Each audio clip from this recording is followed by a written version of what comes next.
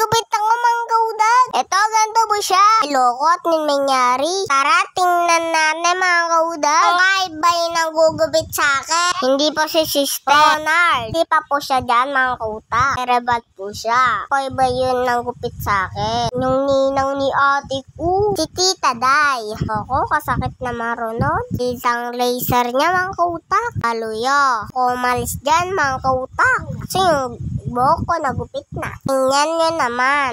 Lagi ako tumatawa. Pero ngayon, ko bala mo. Gusto ko umiyak. Hindi ko kilala yung manggugupit sa akin. Nailang ko sa Sister Leonard. Ni Sister ka-sexy na. Tingnan nyo naman yung mukha ko dyan, mga kautak. At si Rolso ko, Namastan mo yan, Tita Day. Naman guhit ko, balik sa pinakataas. Bis na sa gitna lang. O dyan na, tingnan nyo. Parang to ay may poknat ako. Ano mo ito, sister? At mo sa papa na di. Kaya ako ng pagupit. Kasi pa-movie na namin bukas. Naman award ng kautak. Di nagupit.